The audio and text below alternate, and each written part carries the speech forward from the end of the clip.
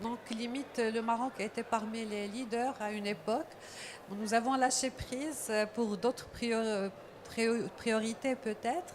Et là, à travers le projet de Altamar, nous allons reprendre, mais d'une manière peut-être un peu plus différente. Comme vous savez, la technologie a changé et là, on est sur une technologie de rupture par rapport aux pratiques anciennes. Donc, je voudrais dire que le projet de la société que nous supportons en tant qu'institution, elle s'inscrit pleinement dans un esprit de cette technologie de rupture et il repose sur l'innovation, une innovation majeure, c'est la maîtrise complète du cycle de vie du thon rouge. Parce que jusqu'à récemment, et ce qui était pratiqué, c'était la prise du milieu naturel des juvéniles et leur grossissement dans des cages. Il y avait presque un flottement sur la définition. Est-ce que c'est de l'aquaculture? Est-ce que c'est pas de l'aquaculture? Je pense au Maroc, nous avons bien précisé la chose. Donc l'aquaculture, ça veut dire qu'il faut démarrer à partir de l'œuf jusqu'au produit destiné à la consommation. Les autres activités, ça s'appelle de l'engraissement du thon rouge. Donc aujourd'hui, justement, à travers le développement de la recherche et développement en aquaculture, le cap a été franchi et nous sommes, je pense qu'il y a d'autres pays qui ont aussi démarré, vous pouvez me corriger, l'élevage, la mise en place de projets d'élevage de thon rouge. Moi-même, j'en ai vu lors de mes missions de travail à l'étranger. J'ai vu du thon rouge issu de l'écloserie et en grossissement dans une nurserie. Et justement, quand Altamar a présenté le projet, c'était pas quelque chose de surprenant, on avait déjà vu, mais c'est une première dans le contexte du Maroc. Donc aujourd'hui, moi, tout ce que je peux dire, c'est que je ne vais pas rentrer peut-être dans les détails du projet. Je laisserai le soin à Altamar de présenter ce qui vous intéresserait le plus, les détails techniques sur qu'est-ce qu'il est prévu. Mais on est sur de la technologie novatrice et également une technologie respectueuse de l'environnement, donc l'écoloserie avec l'utilisation de l'énergie durable, le grossissement en offshore en utilisant de l'aliment adapté au thon rouge, mais aussi pour avoir une qualité premium. Donc il faut se positionner justement sur cette gamme à travers l'aquaculture. Et Altamar a franchi, il a fait énormément d'efforts et je salue leur patience et parce que c'est des passionnés en termes de pour la mobilisation du terrain, pour avoir les différentes autorisations. Et aujourd'hui, donc tout cela est déjà dépassé et Inch'Allah, j'espère, dans les plus brefs délais, vous serez invités à aller à la cérémonie d'inauguration de ce projet qui repose sur une écloserie et sur des cages en mer et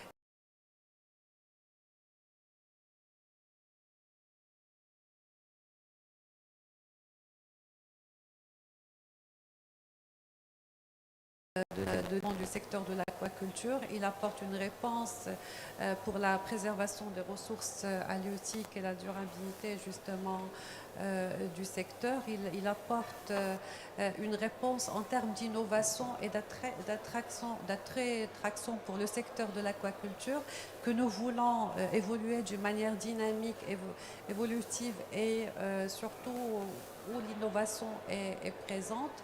Et c'est un projet qui va créer de la valeur ajoutée, des emplois et va rehausser le positionnement du Maroc sur la scène des pays producteurs de thon rouge issus de l'aquaculture. Donc je vous remercie d'être là. Vous avez bien choisi le side event parce que je pense que nous allons voir tout à l'heure est intéressant à suivre. Je vous invite à profiter pleinement de toute l'information et également d'animer le débat. C'est fait pour vous et avec vous, non pour la suite. Merci beaucoup. Merci beaucoup, Madame Marouf. Comme mentionné, on a un débat qui est prévu, donc s'il vous plaît, si vous avez des questions, vous pouvez les poser au PDG de Altamar, Monsieur Yann Helgedal. Sa présentation sera en anglais, mais je pense qu'il y a des outils de traduction qui marchent si vous voulez l'écouter en français. Merci. Okay, do you have a second mic so you can use? Ladies and gentlemen, can you all hear me now? Okay, fine. Thank you for spending a Friday afternoon listening to a presentation of Altamar. I hope it's worth it. We have a very exciting project which are about to begin. Our journey started in Spain in 2011 with a research program consisting of participating scientists from Norway and Spain. First and foremost, we started to develop a protocol for production of Atlantis bluefin tuna, which never has been done before.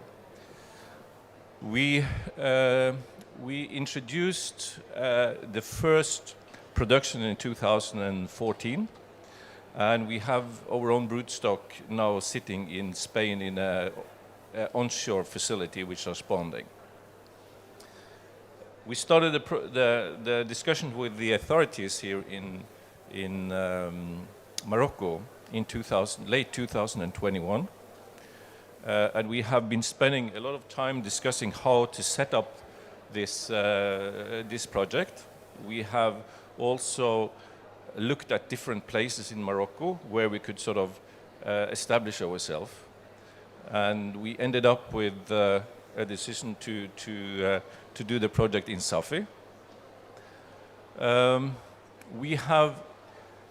Our mission is to be able to, or not to be able, but to organize a pioneer sustainable aquaculture to address global seafood security. We have, as Silje mentioned, we have done that in Norway, and we are using the Norwegian model and implemented here.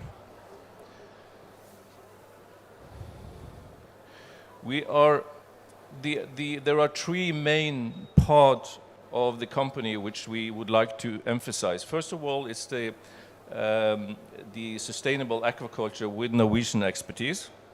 When we do this project here in Morocco, we will have scientists coming from Norway and scientists participating from Spain as well.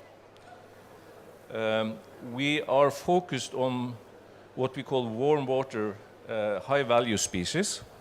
I have been working for many decades with cold water species in Norway, in Chile and other places, but this is warm water species, and I believe, after being in this business for many, many years, that the potential here outside the coast in Morocco is equally big as it is in Norway. You have a long coastline. You have a water quality, both when it comes to temperature, comes to salinity, comes to current and oxygen, which is very well fitted for aquaculture industry. And we aim to be a global player in aquaculture industry for warm water species.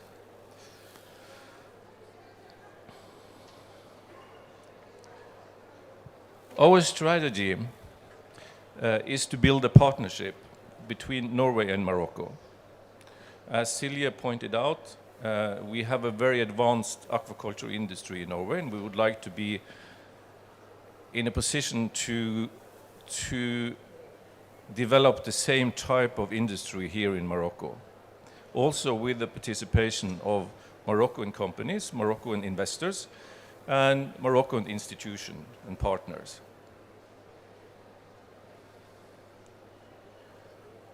In Norway, the aquaculture industry is the second largest industry in Norway, export industry in Norway, after oil and gas. But everyone knows what's going to happen with oil and gas in the future. It's going to be reduced, and Norway is already preparing for reducing their production of oil and gas. The one industry in Norway which has the potential to grow and take that place is aquaculture industry. We have over the years, last decades, seen that the wild stocks are decreasing, as we see all over the world. So the only way to produce marine protein is to do it via aquaculture.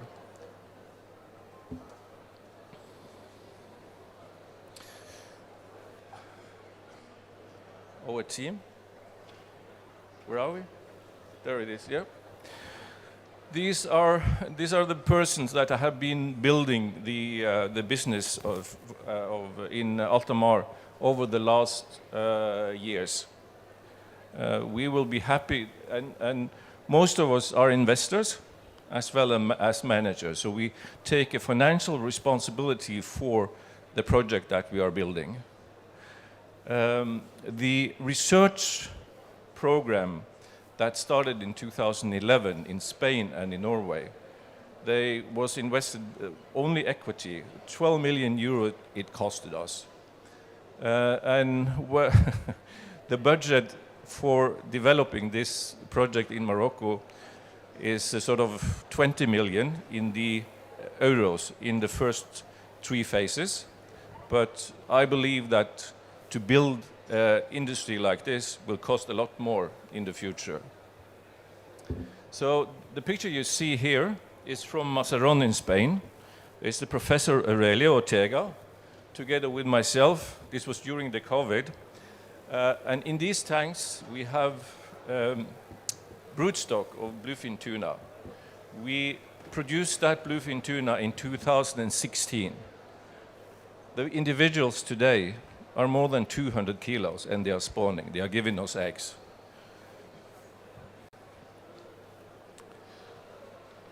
Next one. Yeah. Why Safi and why Morocco? As I told you earlier on, we went to 3 different places along the Atlantic coast in Morocco. And we chose, after careful consideration, to establish ourselves in Safi. That is due to many reasons, but we were very welcome there.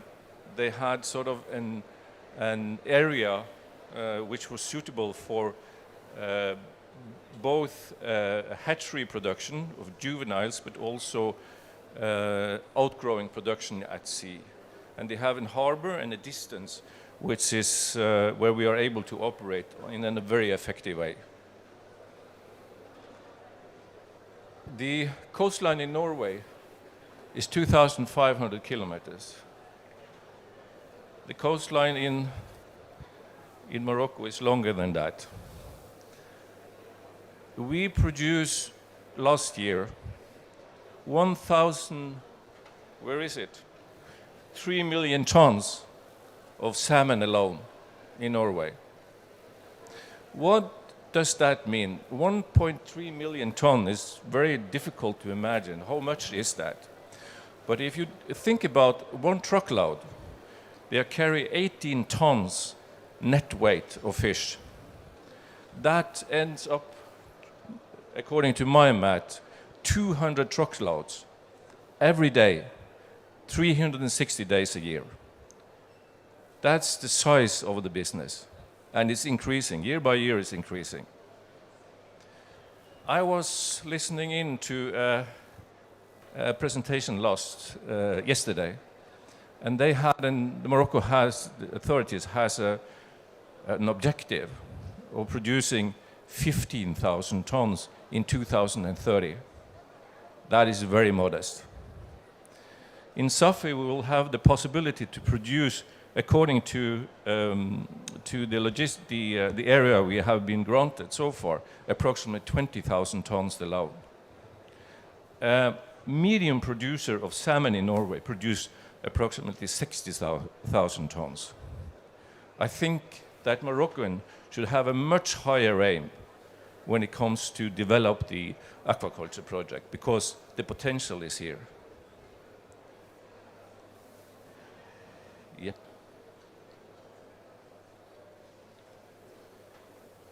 Okay.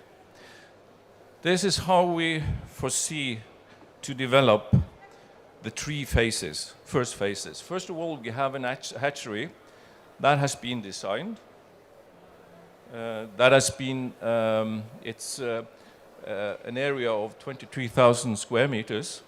We are finished with the design, we are finished with the negotiation, we know what kind of price we are going to pay for it, and we hand the land. We have done some testing of borehole water for the inlet, and we have already are organizing a road over to the area. So once we have all the permits in place, we start to build. This is the offshore facility, 750,000 square meters. We have the farming design done. We have the contract signed. So for us, it's just a matter of taking the next steps and start to organize the installation of the farm. In addition to that, we have been granted 80,000 square meters for processing plant and VAP plant.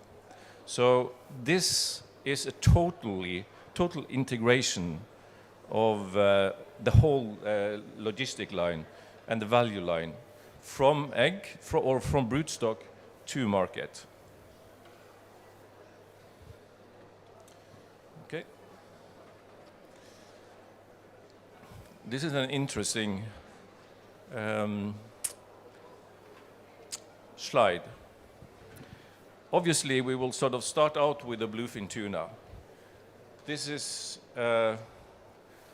where we have spent most of our money so far in research and development.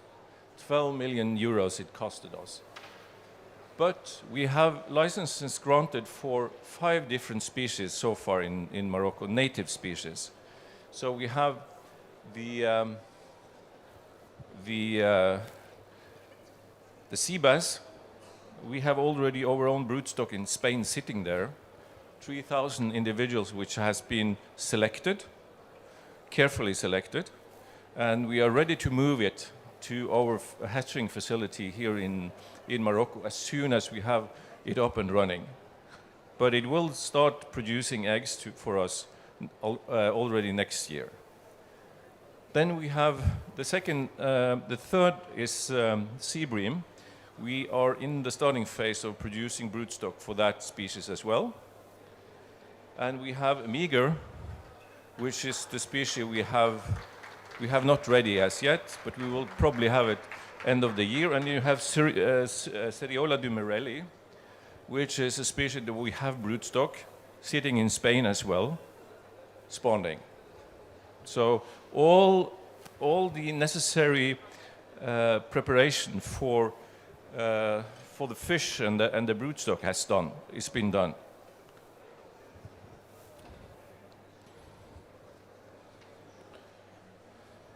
And I have to mention that everything has been financed by equity.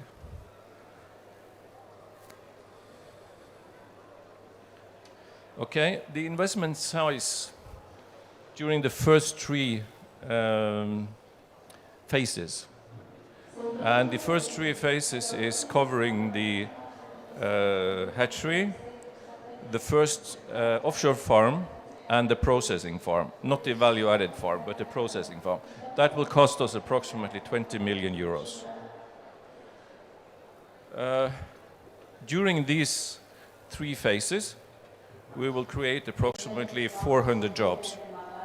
And when I say 400 jobs, I compare it how many jobs you create in Norway when you are organizing an aquaculture industry. But what also is interesting is that 400 direct jobs give you 1,200 jobs in the service industry, which you don't have here today. So that has to be developed. You have the production of nets, you have production of feed. Feed represent approximately 50% of the cost in an aquaculture operation. So that is sort of also very important. And also maintenance.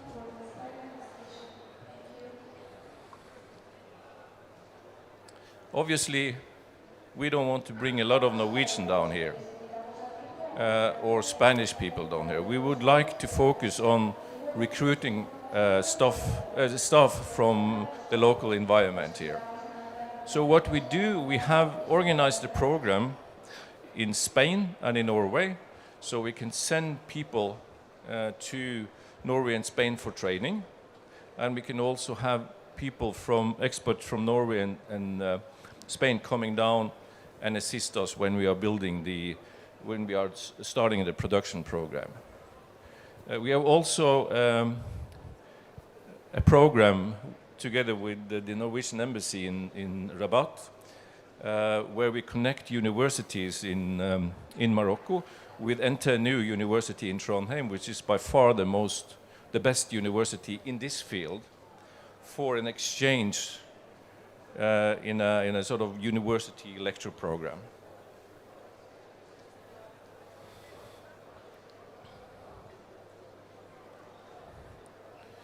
And obviously, we will also contribute to Morocco's aquaculture export and food security. With the volume, we are looking at the domestic market, of course, in Morocco, but with the volumes that we plan to produce in the future, we will also be exporting a large amount of fish to both US and to the European market, and also Asia Pacific. Almost 20% of the 1.2 billion tons which are produced of salmon every year in Norway is transported to foreign market by air. So you have transport. You have these huge planes bringing fillets and fresh fish into different markets, and I believe that will be the case here as well. And we are located in Safi. We are close to the airport in Marrakesh, and we are close to the airport in Casablanca. In Norway, there's a huge industry taking care of the logistic.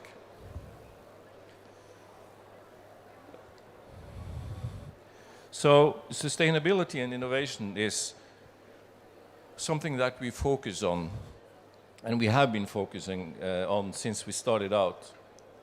We are going to implement advanced waste management system.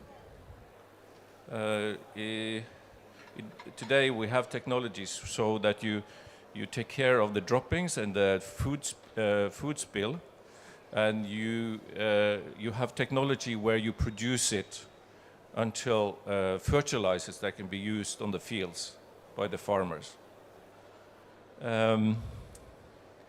We are going to use eco-friendly feed and materials in our cages. We are already been looking at trying to obtain some partnership with Moroccan producers of fish meal and fish oil, which is representing almost 80% of the ingredients in the fish meal for the fish. So we would like to avoid importing the fish feed to Morocco rather than produce it here. That will strengthen the country's BNP, and I'm sure that it has a great effect on the cost, production cost.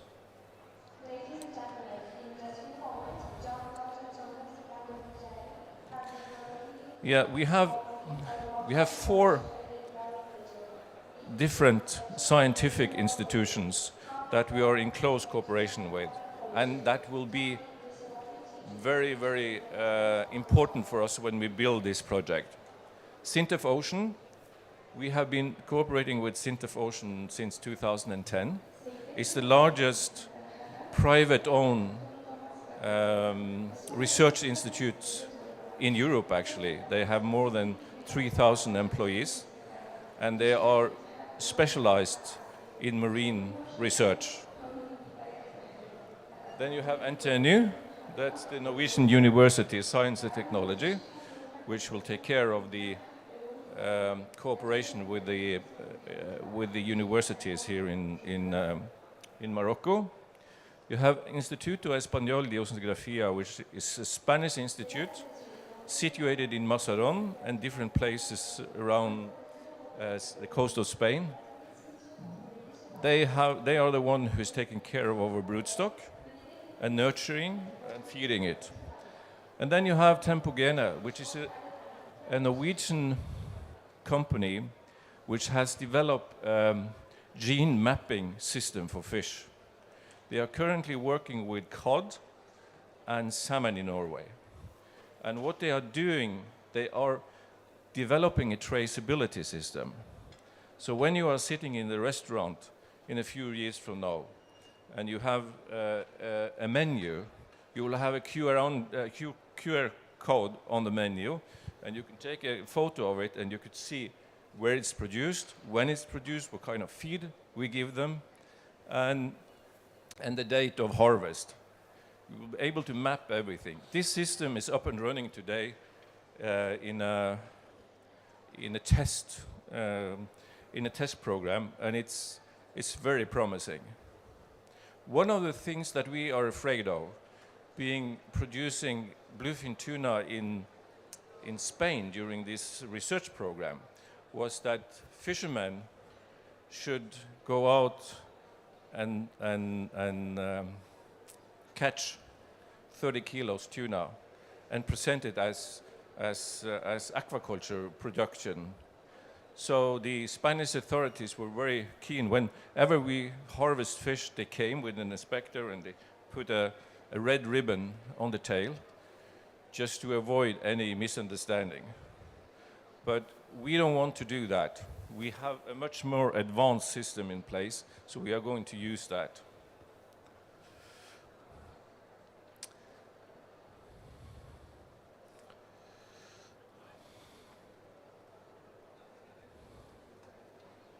Yeah, we have been organizing, or I have been a part of a team organizing this type of adventure with other countries as well.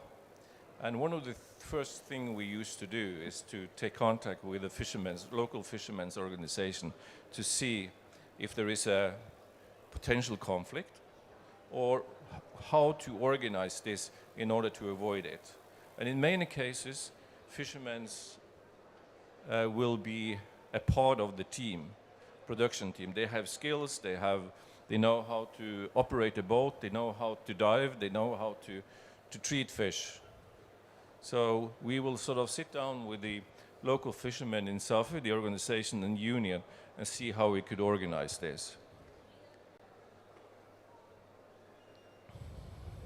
And of course, we are very focused on the environmental part of a program like this. We can't produce food, ruin the environment. We need to take care of that. And we have a daily, what you call it, a daily report, and a daily, which we are going to committed to do, to report to the right authorities in Morocco. I guess that will be UNDA in the end of the day. So, what is our timeline? We are going to start testing the local entity offshore this winter. So in Q5, we will transport the first fish from Spain. That will be sea bass, and start producing to learn how it is to produce fish outside the coast of Safi. We have all the data available provided by UNDA, but we need to have some practice in order to decide how to grow it. So Q5, we start a construction phase as well for the hatchery, and hopefully we will be up and running and test run it in Q3 26. The company that's going to produce set up the hatchery as a Danish company called Alpha Aqua. They have a turnkey delivery. So this is the time frame that they estimate to use. My French is not very good, so I have to look at, at this. Yeah, launch the initial phase, harvest phase, Q1 26. That's the fish we are going to put in the water for quarter number 4 in this year.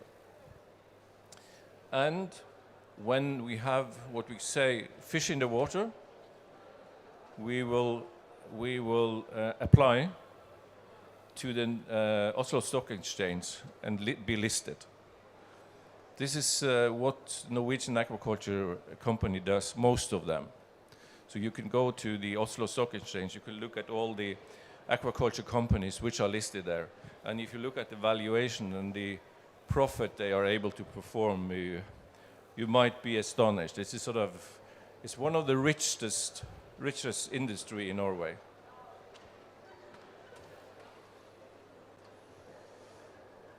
This is the second largest page. It's these are the institution and the part of the authorities in Morocco which has made it possible for us to reach this point. ANDA has been holding our hands through the whole process, giving us services, traveling together with us, visiting the different sort of information which has been vital for us. Then you have the Ministry of Aquaculture, of course. Silja, representing the Norwegian embassy. They have been very, very service-minded for us. You see CRI in Marrakesh. You have the Minister of Equipment, which has provided the land for us in Safi to build the hatchery.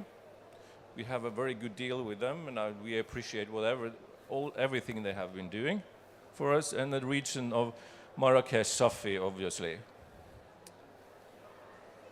So this is the last page. So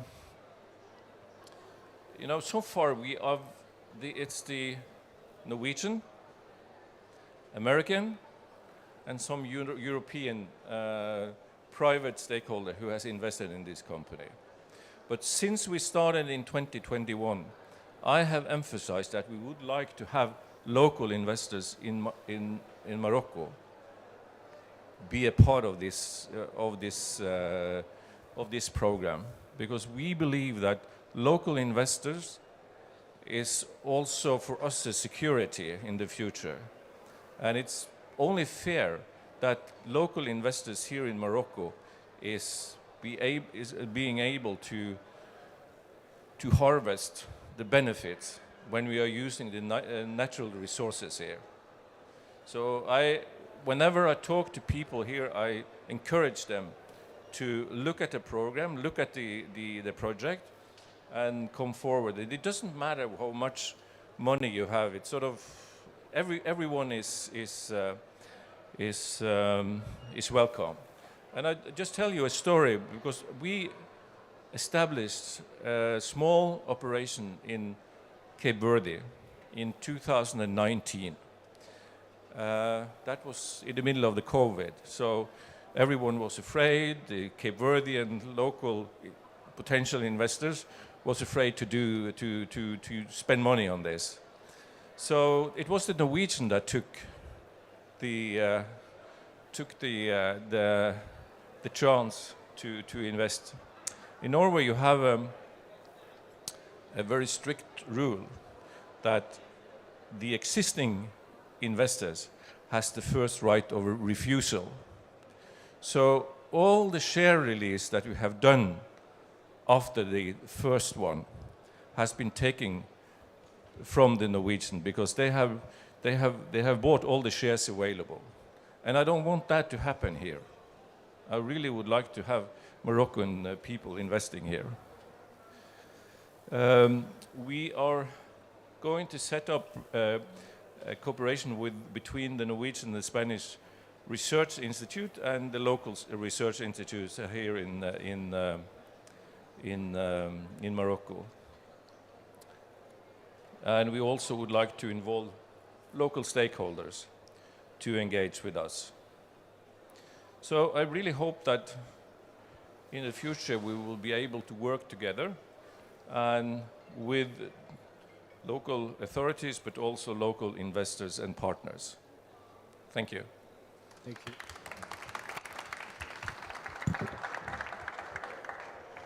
Merci beaucoup pour votre attention. Vous êtes les bienvenus à poser des questions ou ouvrir un débat ou une discussion avec Monsieur Yann, Madame Cilia, ainsi que Madame Majida Marouf.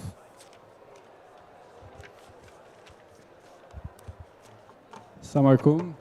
Good afternoon, Mr. Yan. So I'm a Moroccan investor. My name is Younes Shabi from Group Shabi. I'm third generation. We're a family group that's 80 years old. I want to first congratulate you for being such a innovative and sustainable investor. Just have a simple question. I'm getting interested in aquaculture. What motivated you to we have a particularity. We have the Mediterranean shore and the Atlantic shore. What motivated you to to choose the Atlantic over Mediterranean? Yeah.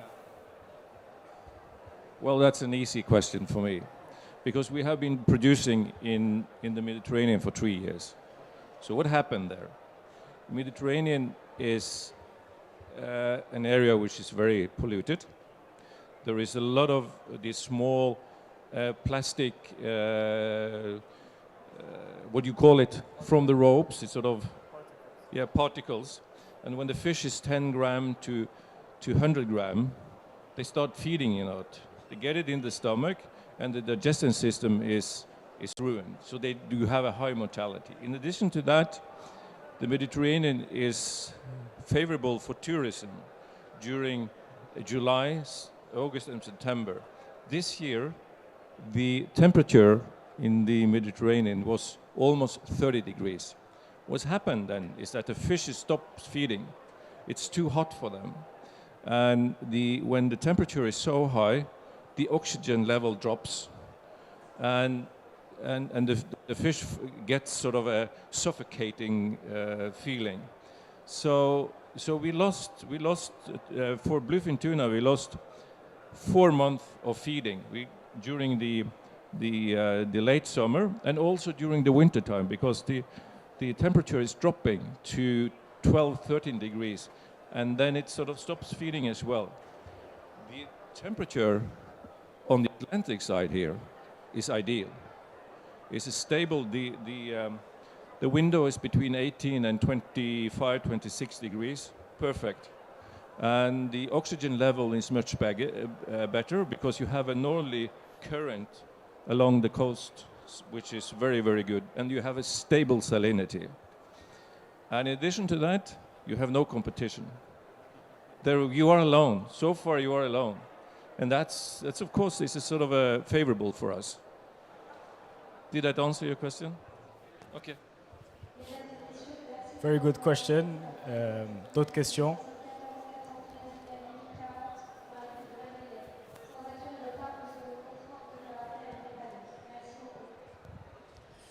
Bonjour tout le monde.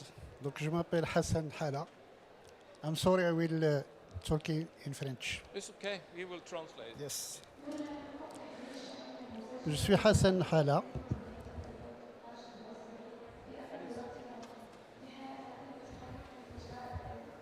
Allez-y, pas de souci, je vais traduire.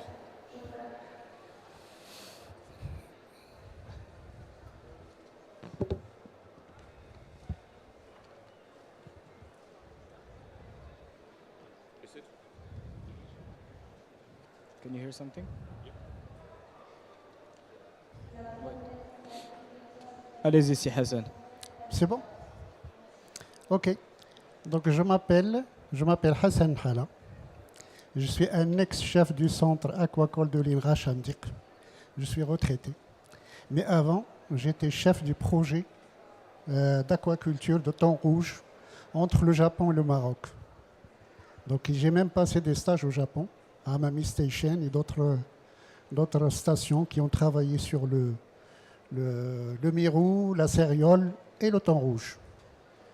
Et je vous félicite parce que c'est un projet grandiose, c'est un projet d'envergure.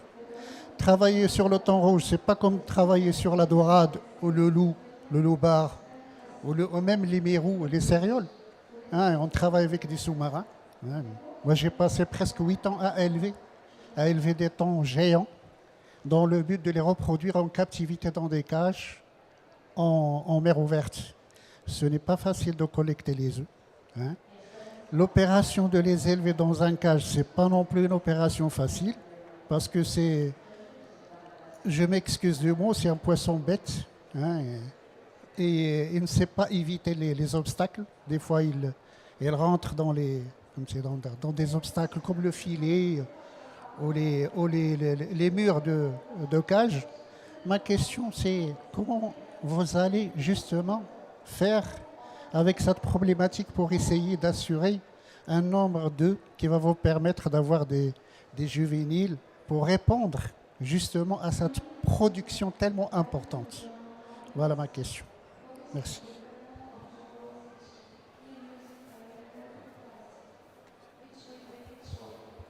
First of all, the production of broodstock is not taking place in pens. It's taking place in big tanks onshore. So it is fairly easy to collect. We have done that for many years for many species. But you're right. When you transfer, and we produce the juveniles up to 10 grams on an onshore facility, and then we transport it to the cages. And we had 2 different cages. The juveniles is sort of sitting in a small cage inside the bigger cage.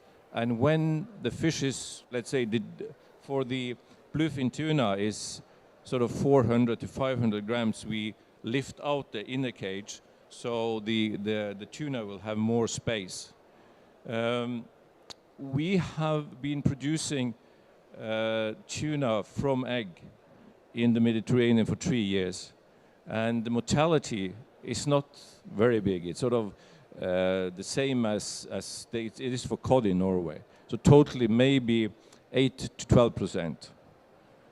That's the factor. When it comes to the other fish, that's why we are testing it next year, because in the Mediterranean with the high temperature during autumn time, they have a very high mortality, up to 32%.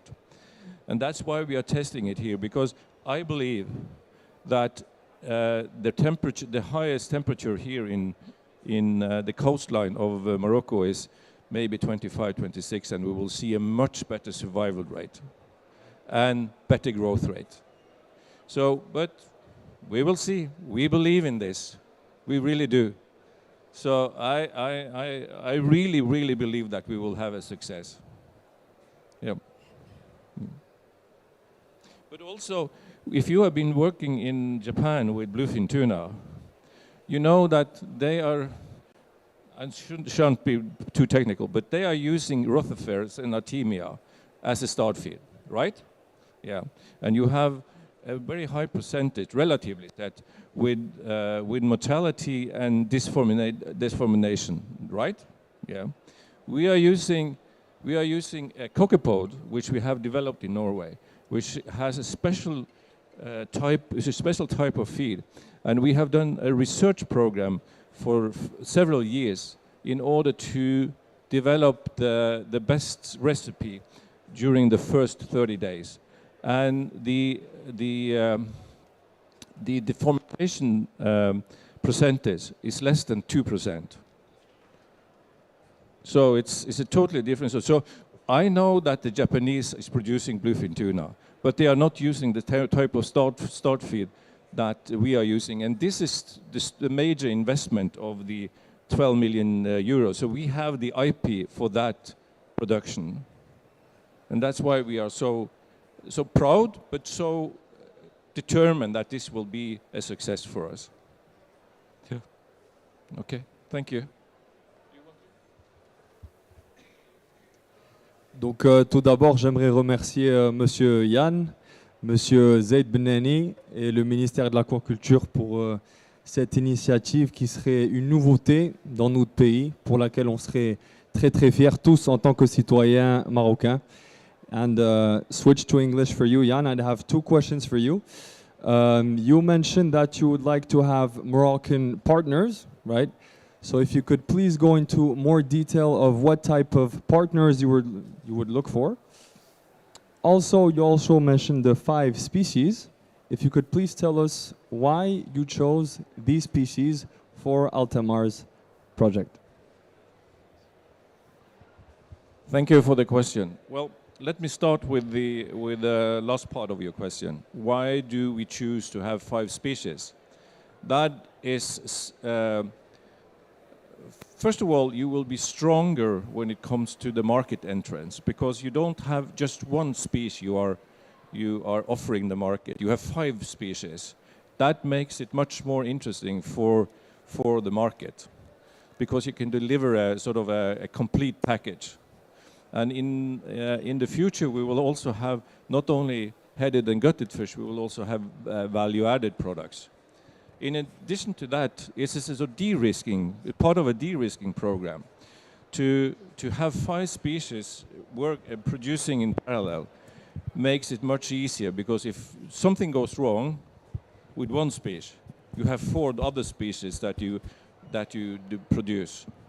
So this is the way we have considered to develop the project. And in addition to that, there are other native species outside the coast of Morocco, which will be interesting for us to look into in the future. Because all these species has been a part of a research and development program, and to take another species and give it a chance to see whether we could sort of be profitable producing that species, X species, is something that we will try to do as well. When it comes to partnering, I have said all the time that you have a great resource. You are producing fish meal and fish oil in Morocco for the world market. I would like to tap into that production and develop a program for producing feed for the aquaculture program. We had a meeting with a Moroccan producer of shrimp earlier today, where we discussed how could we cooperate, because they are buying feed from abroad. But how can we cooperate, put everything together we have to make it more interesting for a feed producer in Morocco? So this is a discussion we are going to continue with now, the next phase. A partner? Yeah, there is a lot of interesting industry here which can be partners for us. Right now, we have bought all over technical supplies from Norway and Denmark. But I believe that in the future you could have these technical supplies from within Morocco. Why should we import it from Norway or Denmark? So, yeah, there are many fields we could cooperate in. And also, as I said, we would love to have Moroccan companies and investors on board as well. Thank you, Rally. Yep. I think we have a question from a representative of the CRI with us today. Bon, merci, je me présente, je suis Mustafa Ghsab, je suis chef division planification stratégique au sein du Centre régional d'investissement de Marrakech, la région Marrakech-Asfi. Tout d'abord, je tiens à remercier le Translator. groupe. C'est bon? Voilà, donc je me présente, je suis Mustafa Ghsab, chef division planification stratégique au sein du Centre régional d'investissement de la région Marrakech-Asfi. Donc tout d'abord, je tiens à remercier le groupe Altamar de bien choisir la région de Marrakech-Asfi de s'installer. Bon, c'est vrai que ça c'est un projet qui matérialise l'attractivité de la région pour accueillir ces types de projets, surtout que la région de Marrakech-Asfi, il comprend 270 km de littoral. D'accord, il a beaucoup de potentialités pour développer ces types de projets. Actuellement, avec l'écosystème Au niveau local, on travaille sur une stratégie de développement de l'économie bleue, avec toutes ses composantes, tourisme, loisirs, développement de l'aquaculture, tout ce qui s'inscrit dans le cadre de l'économie bleue. Et ça, c'est un projet, donc je n'ai pas de questions, mais c'est juste pour un bon témoignage. C'est un projet qui est le fruit d'un bon exercice d'intelligence territoriale, qui va donner la chance à d'autres projets de s'y installer. On a pu accompagner ce projet pour essayer de débloquer pas mal de problématiques, surtout au niveau de... Alhamdoulilah, tout a marché et on vous remercie et félicitations. Merci. Si je peux répondre, nous tenons à remercier le CRI aussi pour leur appui administratif tout au long de la procédure de l'implantation du projet au Maroc. L'équipe du CRI de Marrakech Safi était principalement la raison pour laquelle Altamar a choisi Safi. Comme a mentionné M. Yann, on a visité 3 sites dans le royaume avant de sélectionner.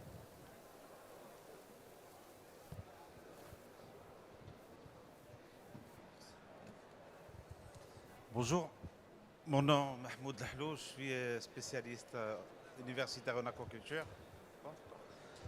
J'ai une petite question par rapport aux prédateurs du thon. Parce qu'on sait bien qu'il y a un vrai problème avec les orques. Donc l'élevage du thon, est-ce que cela pourrait représenter un petit problème par rapport aux pêcheurs de la zone ou bien n'importe quelle personne qui pourrait être, les travailleurs par exemple ou les plongeurs, est-ce que cela pourrait représenter un problème?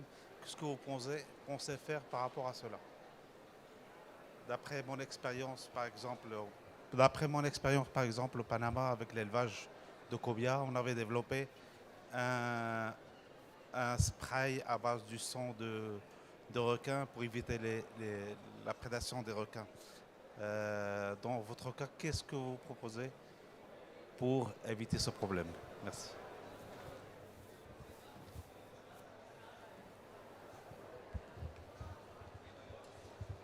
Well, first of all, I have to tell you that in Norway we have killer whales. We have whales. And we hardly never have any problem with these predators. Sharks, I really don't know that much, I have to be honest with you. But we have designed net that has a much more sort of strong lions in order to prevent these attacks. But you can never rule it out. When it comes to divers, they are diving inside the pen and they are protected. What is sort of important, and that this is something that we have experienced in Cape Verde, is if you don't have a proper management in the pen, meaning that you take the dip out from the bottom and empty it every day. If the dead fish will be lying in the bottom of the pen and start smelling, then you attract the sharks. So in the end of the day, this is a question of management, how you manage the operation. And if you do it right, I think you reduce the risk very much. So I hope and believe it won't be a problem, but we will see. We have a test phase we are going through, and then we will sort of see if we have to alter or change the way we produce it, the technology we are going to use. Let's see. Merci pour la question.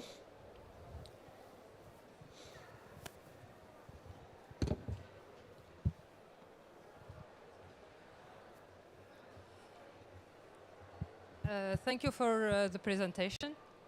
I present myself, Afef Boussadia from Aler Aqua Company, fish feed producer. And I believe that collaboration and sharing expertise bring a lot on aquaculture in general. So my question is regarding feed. And what is your planning? How you will deal with with the feed mainly. I know that tuna feed for the beginning of the stage has been made with successful results. But if we will talk about fattening tuna, mainly it is focused on the bite fish. So what do you think about the feed for tuna? What is your vision about this? Well, first of all, when we have done this research program, we figured out how to organize this. First of all, you use the live feed during the first 30 days. Then you turn to, during the weaning phase, to dry feed. And you can use Skretting or Biomar or whatever in a certain period of time. But when the fish reaches sort of 400 grams, you can't use the pellets, which contains only 8% water. The digestion system for the tuna, the other fish is not a problem, but for the tuna it creates a problem, and they will have problem with the digestion system and eventually die. So what we have done is that we have composed a feed like a sausage that when it's closed, that contains approximately 30% moisture. And that is easy to digest for the tuna. They can do it in big numbers. So with this recipe, we were able, of course, we use fish meal and fish oil and proteins and other ingredients. But with this ingredients and with this feed system, we were able to grow the fish from egg to harvest in 24 months to 30 kilo. And that was taking into account that we lost 4 months of feeding in the Mediterranean. I think we could do much better here. But we have our own system that we have created, but we don't want to produce feed.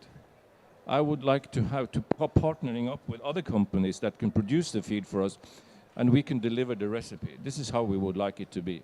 Because that recipe, the pellet, they have a shelf life for, I don't know, with the right temperature, maybe 6 months or whatever. This recipe has a shelf life for, let's say, 14 days, something like that. So it must be fresh, it must be produced in Safi or close to Safi. Did that make sense? Yeah. Okay. Merci. D'autres questions?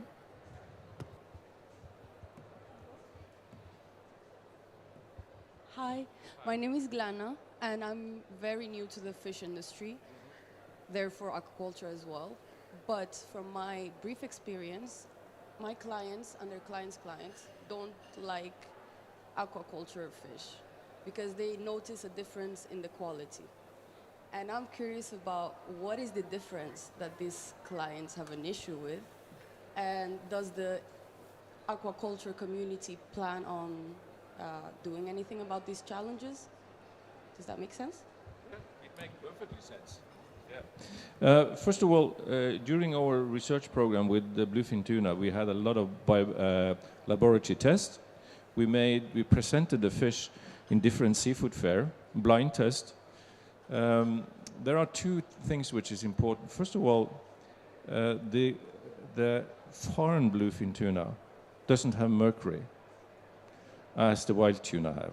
So the farm tuna can be consumed by babies, kids, and pregnant women, which is not the case for the wild tuna. In addition to that, we can document that all the chefs that has been testing the bluefin tuna, they have given us an excellent score. So the tuna, as we produce it, has a full color and full fat content when it's approximately 15 kilo, 1 year production. But that has to do with the component of the feed, obviously. So I'm not afraid that we are going to lose in the quality competition. And also there is another thing which is very important, that when you harvest the fish, As a farmer, you harvest it under full control. You put it in ice directly. You maintain core temperature in the mussels after half an hour, approximately 2 degrees, 0 to 2 degrees, that keep the quality, give you a high quality.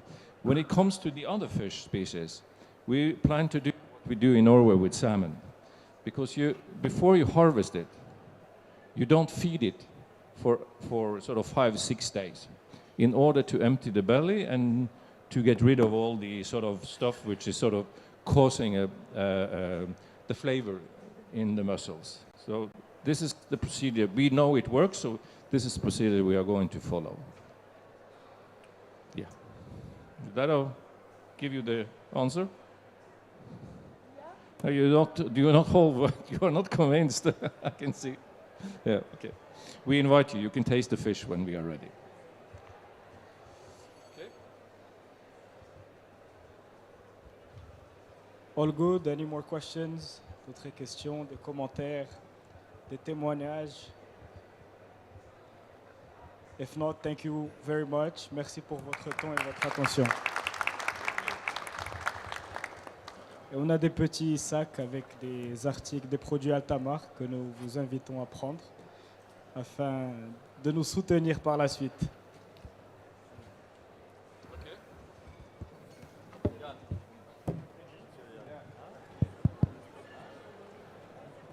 Test, test.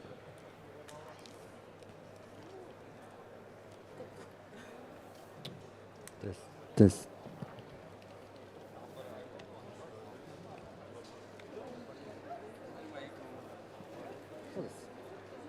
Test. Et. Essaye. 1, 2, test.